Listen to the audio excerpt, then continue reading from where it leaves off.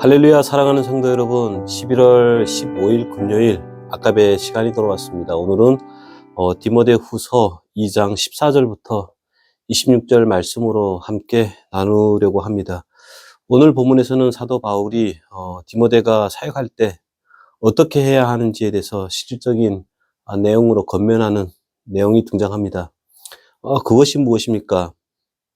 그들의 말다툼에 휘말리지 말고 진리의 말씀을 분별하며 부끄러울 것이 없는 일꾼으로 자신을 하나님 앞에 드리기를 힘쓰라라는 것이죠. 이 권면은 조금 더 구체적으로 이야기하면 충동적이지 말고 야망을 피하고 의와 믿음과 사랑과 화평을 따르며 온유해라라는 것입니다.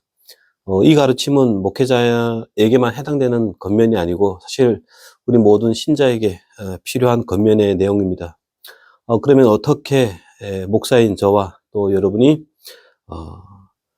이 사도 바울의 권면을 따라 살 수 있을까를 함께 묵상해 보려고 합니다. 신자는 하나님의 신실하심을 믿고 따르는 사람들입니다. 하나님은 무에서 유를 창조하실 뿐만 아니라 창조 세계에 목적과 뜻을 가지시고 섭리하시며 그 시작한 일을 신실하게 이루시고야 말 것을 우리가 믿고 살아갑니다. 그래서 신자는 하나님의 섭리 속에서 협력하여 선을 만들어내실 그 하나님의 하나님 되심의 근거를 두어 우리의 삶을 하나님의 가치와 원리의 최선의 목적으로 삼고 살아갑니다.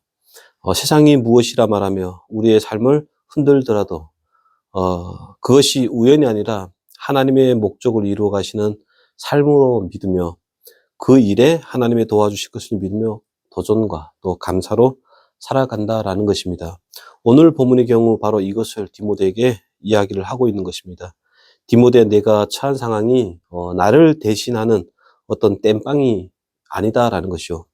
혹은 우연히 어쩌다 보니 에베소에서 사역하게 된 것이 아니라 하나님의 기쁘신 뜻과 섭리 속에 하나님께서 너를 목회자로 불러 세웠다. 그러니 억울해하지 말라. 이렇게 이야기를 하는 것입니다. 억울해하지 말아야 될 이유가 무엇일까요? 그것은 하나님의 부르심에는 후회하심이 없다는 사실을 바울은 믿고 있기 때문에 그렇게 이야기를 하는 것입니다. 1차적으로 목회를 하는 디모데 자신에게 이 목회가 복과 은혜와 영광이 될 것이고 2차적으로는 하나님이 그 택하신 자들, 아직 신앙이 무엇인지 알지 못하는 자들에게 하나님의 그 하나님 되심을 알리고 하나님이 예비하신 그 영광과 승리와 복의 자리로 하나님이 택하신 자들을 이끌어가는 하나님의 손길이기 때문에 얼마나 복되냐 이거죠. 그래서 억울해할 필요가 없다라고 이야기합니다.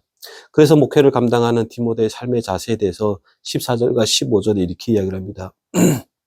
너는 그들로 이 일을 기억하며 말다툼을 하지 말고 하나님 앞에서 엄히 명하라. 이는 유익이 하나도 없고 도리어 듣는 자들을 망하게 함이라. 너는 진리의 말씀을 옳게 분별하며 부끄러울 것이 없는 일꾼으로 인정된 자로 자신을 하늘 앞에 들기를 힘쓰라. 무슨 권면을 하고 있습니까? 말다툼하지 말고 진리의 말씀을 옳게 분별하여 부끄러울 것이 없는 일꾼으로 인정된 자로 자신을 하늘 앞에 들기를 힘쓰라라고 이야기를 합니다. 이 이야기를 22절부터 25절에는 바울이 이렇게 이야기를 합니다. 22절부터 보겠습니다. 또한 너는 청력의 정욕을 피하고 주를 깨끗한 마음으로 부르는 자들과 함께 의와 믿음과 사랑과 화평을 따르라. 어리석고 무식한 변론을 버리라. 이에서 다툼이 나는 줄 압니다. 주의 종은 마땅히 다투지 아니하고 모든 사람에 대하여 온유하며 가르치기를 잘하며 참으며 거역한 자들을 온유함으로 훈계할지니라 라고 되어 있습니다. 무엇이라고 되어 있습니까? 부끄러울 것이 없는 일꾼으로 하나님 앞에 너 자신을 드리기 위해서는 우선 충동적이지 말라라고 합니다. 헛된 야망 속에 속아 살지 말라라고 합니다. 오히려 주를 깨끗한 마음으로 부른 자들과 함께 주가 원하시는 목적과 가치를 위해 너의 인생을 전제로 부어드려야 되고 그것을 위해 믿음으로 도전해야 하고 기꺼이 희생하고 사랑하며 화평을 만들어내고 모든 사람에 대해서 온유할 수 있는 그런 자가 되어라 라고 이야기를 하고 있다는 사실입니다. 신앙생활을 하면서 우리는 너무 충동적입니다. 헛된 야망에 속고 살아갑니다. 우리가 언제 넘어지는지를 각각 잘 생각해 보시기 바랍니다. 대부분 사소한 것들, 특별히 자존심 문제에서 넘어집니다. 우리 속에 헛된 욕망으로 가득 차 있습니다. 그래서 아주 사소한 것에 자신의 우월감을 증명하기 위해 상대방의 약점을 들춰내기가 일쑤고, 내 자존심 때문에 지나치게 날선 비판을 하게 되고, 또 심판하는 그런 진흙탕 싸움까지 가게 됩니다. 바울은 디모데에게 이것을 하지 말라라고 이야기를 하고 있는 것입니다. 그래서 15절에 무엇이라고 되어 있죠? 너는 진리의 말씀을 옳게 분별하여 부끄러울 것이 없는 일꾼으로 인정된 자로 자신을 한패 되기 힘쓰라 라고 합니다. 주목해 보아야 될 것은 진리의 말씀을 옳게 분별하라라고 되어 있습니다. 여기서 진리는 무엇입니까? 많이 들어서 익숙하겠지만 여기 진리는 하나님이 정해주신 유일한 방법, 유일한 원리를 진리라라고 이야기를 하고 있습니다. 하나님이 우리에게 주신 진리는 뭡니까? 생명을 살리는 것입니다. 이것이 유일한 법칙입니다. 마치 하늘의 미랄이 땅에 떨어져 죽어 많은 열매를 맺는 그런 확실한 방법을 하나님은 우리에게 주셨다라는 겁니다. 그렇기 때문에 우리는 우리가 만나는 모든 일에 자존심, 나의 우월감을 세우면 안 된다라는 겁니다. 다퉈서는 안 된다라고 합니다. 변론해서는 안 된다라는 것입니다. 오로지 생명을 살려내는 것, 이것을 우리는 확실한 그리고 유일한 삶의 가치와 원리로 주셨음을 기억해야 된다라는 것입니다.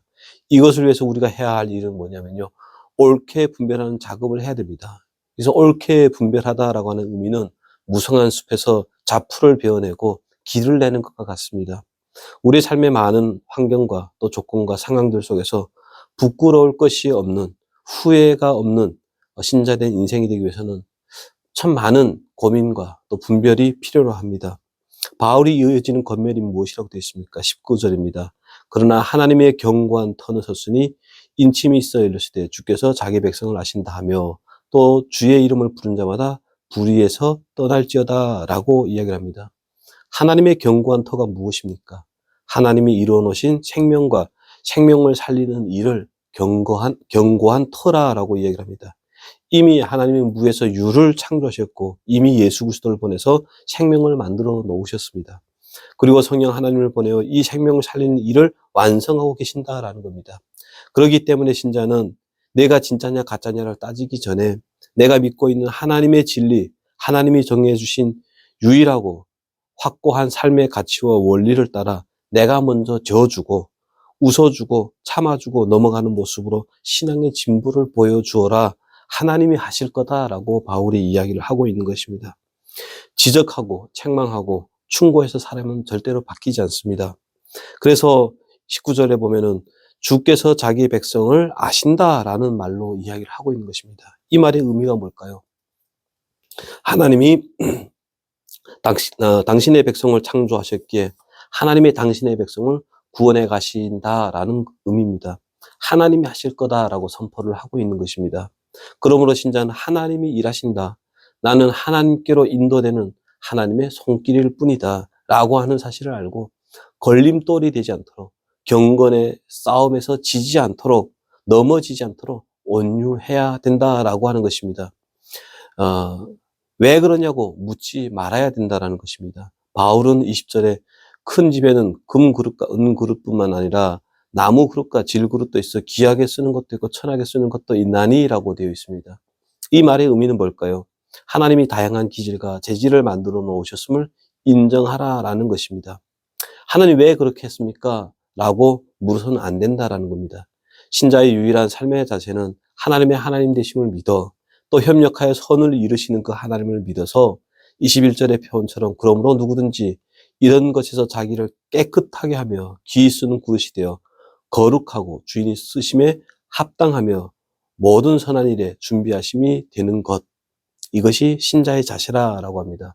그래서 신자의 마땅한 자세는 19절 하반절에 있는 것처럼 주의 이름을 부른 자는 불의에서 떠날지어다 라고 하셔서 다툼이나 불의한 자리에서 떠나도록, 그리고 온유해질 수 있도록 노력해야 된다라고 권면을 합니다. 말씀을 정리하겠습니다. 여러분은 어떻게 신자다움과 교회다움을 나타내 보이기를 원하십니까? 의와 믿음과 사랑과 화평과 온유밖에 없습니다. 말로는 신앙이 이루어지지 않습니다.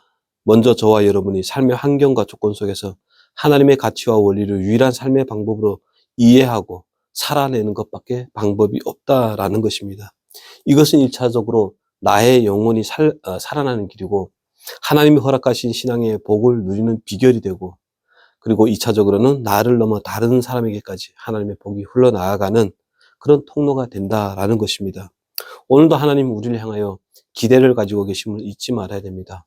혹 하나님이 그들에게 회개함을 주사 진리를 알게 하실까 하며 그들로 깨어 마귀의 올무에서 벗어나 하나님께 사로잡힌 바 되어 그 뜻을 따르게 하실까 함이라 라고 하는 이 일에 저와 여러분은 하나님이 사용되기를 소망하고 계신다라는 겁니다. 부디 저와 여러분이 말이 아닌 삶으로 신자됨과 또 교회됨을 드러내서 하나님의 구원의 손길로 살아내시는 복된 인생 되기를 주의 이름으로 축원합니다. 기도드리겠습니다. 하나님 아버지, 목회자가 그리고 신자가 살아가야 될 삶의 유일한 원리는 생명을 살리는 것이라 했습니다. 그래서 온유해야 되고 의와 진리와 믿음의 싸움을 싸우라라고 했습니다. 하나님, 우리에게 허락하신 사명 완수할 수 있도록 도와주시옵소서. 연약합니다. 붙들어 주시고 함께 하시고 인도하셔서 사명을 완수하는 자가 될 수 있도록 도와주시옵소서. 예수님의 이름으로 기도합니다. 아멘. 예, 감사합니다.